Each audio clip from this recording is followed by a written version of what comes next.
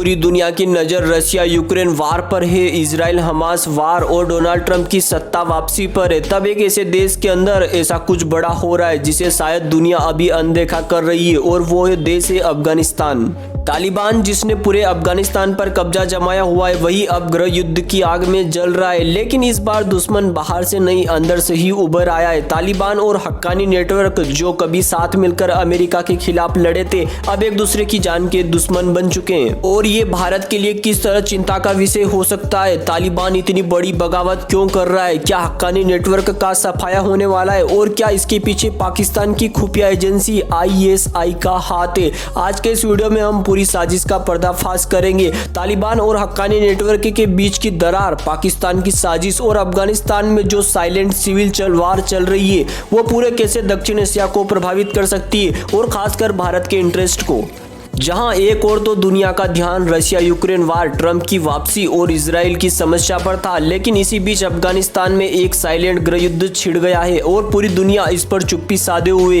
दोस्तों, यह कोई आम गृह युद्ध नहीं है, बल्कि यह एक ऐसा टकराव है जो अफगानिस्तान को फिर से अराजकता में धकेल देगा और भारत को बुरी तरीके से प्रभावित करेगा। तालिबान के अंदर ही दरारें गहरी हो चुकी है। कुछ ही समय पहले खबर आई थी कि तालिबान के डिप्टी मिनिस्टर को देश छोड़कर भागना पड़ा था, लेकिन अब जो जानकारी सामने आई है वह और भी चौंकाने वाली है। तालिबान का चीफ हबतुल्ला अखुंदाजा, हक्कानी नेटवर्क का सबसे टॉप लीडर, को पकड़ा जा चुका है। और सबसे बड़ा झटका, सिराजुद्दीन हक्कानी जो इस नेटवर्क का प्रमुख है, वह अफगानिस्तान छोड़कर किसी अज्ञात जगह कुवैत या दुबई में भाग चुका है। अब हम में से कई लोग यही सोच रहे होंगे कि तालिबान एक ही संगठन है जिसने अमेरिका से लड़ाई लड़ी, अब अफगानिस्तान का राज कर रहा है, लेकिन यह पूरी सच्चाई नहीं है। तालिबान ने अमेरिका को हराने के लिए कई छोटे छोटे गुटों का समर्थन लिया था, और उन्हीं में से सबसे अहम था हक्कानी नेटवर्क।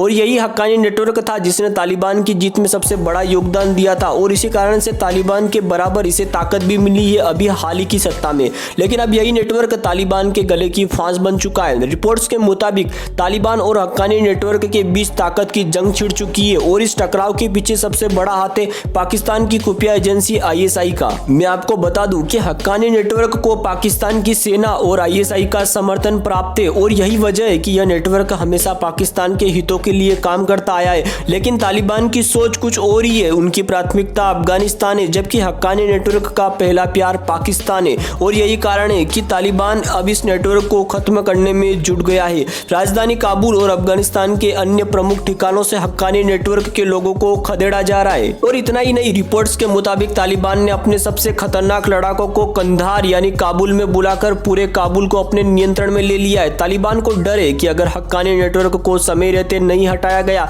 तो पाकिस्तान इसका इस्तेमाल करके अफगानिस्तान में तख्ता पलट करवा सकता है। अब हम जब भी अफगानिस्तान की पॉलिटिक्स के बारे में देखते हैं तो वहां पर अभी जो करंट गवर्नमेंट है वह तालिबान की है, लेकिन तालिबान एक्चुअली में गुटों का कॉम्बिनेशन है, जैसे कि उसमें कांधारी गुट और हक्कानी गुट दोनों शामिल है। अब कांधारी गुट आप बोल सकते हैं कि ये एक पारंपरिक गुट है जो लगातार अफगानिस्तान की सत्ता में इन्वॉल्वमेंट करता रहा है, और ये कम आप इसे हिंसक मान सकते हैं। कांधारी गुट हमेशा भारत के फेवर में डिसीजन लेता है, जबकि हक्कानी नेटवर्क को पाकिस्तान की खुफिया एजेंसी का समर्थन शामिल रहता है। इसलिए लगातार ये काबुल में बड़े आत्मघाती हमले, भारतीय दूतावास पर जो हमला हुआ था एवं अमेरिकी सैनिकों पर जो हमले होते थे, वो हक्कानी नेटवर्क द्वारा किए जाते थे। अब ये कांधारी गुट से ज्यादा कट्टर और हिंसक है। वहीं इन दोनों का भारत पर इफेक्ट क्या रहता है, क्योंकि अगर भारत के फेवर के हिसाब से देखा जाए तो तालिबान हक्कानी नेटवर्क को पूरी तरह से खत्म करने में कामयाब होता है तो ये भारत के लिए एक बड़ी जीत हो जाती है। एवं क्योंकि पाकिस्तान हमेशा अफगानिस्तान का इस्तेमाल भारत के खिलाफ करता आया है, हक्कानी नेटवर्क का सफाया होने का मतलब है कि पाकिस्तान का अफगानिस्तान पर प्रभाव कम होगा और भारत के खिलाफ उसकी साजिशें भी कमजोर होने लगेगी।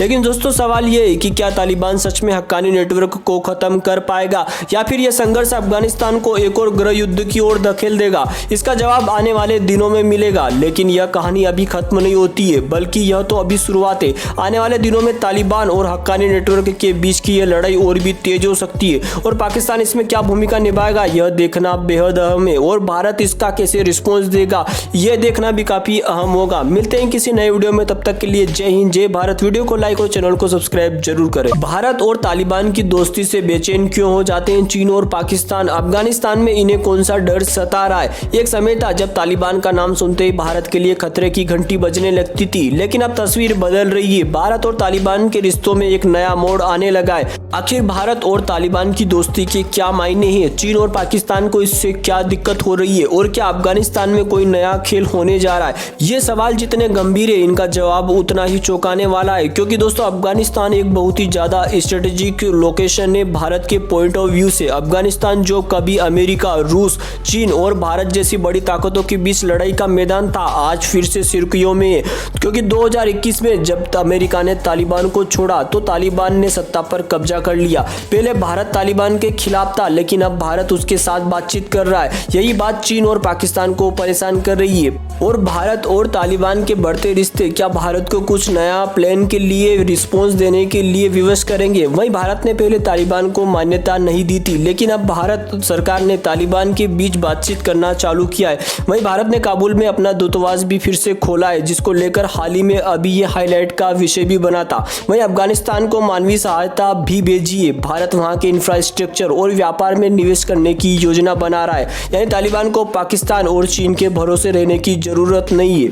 वहीं भारत के अफगानिस्तान में इन्वॉल्वमेंट से चीन का क्या रिस्पॉन्स और उसका क्या रिटेलिएशन हो सकता है, क्योंकि चीन का belt and road initiative BRI खतरे में पड़ सकता है। चीन अफगानिस्तान में अरबों डॉलर का निवेश करना चाहता था, लेकिन भारत अगर अफगानिस्तान में अपनी जगह बना लेता है तो चीन की मोनोपोली खत्म हो जाएगी और तालिबान पर चीन की निर्भरता भी कम हो जाएगी। वहीं अफगानिस्तान में पाकिस्तान समर्थित आतंकवादी कमजोर हो सकते हैं, जैसे कि हक्कानी नेटवर्क की हम बात कर ही रहे हैं, लेकिन अब तालिबान भारत के साथ अच्छे रिश्ते बना रहा है। इससे भारत के खिलाफ आतंकी हमलों में काफी कमी आएगी और भारत के ये फेवर में भी रहेगा। तो मिलते हैं किसी नए वीडियो में, तब तक के लिए जय हिंद, जय भारत। यदि वीडियो पसंद आया हो तो वीडियो को लाइक करिए, चैनल को सब्सक्राइब करिए। जय हिंद, जय भारत।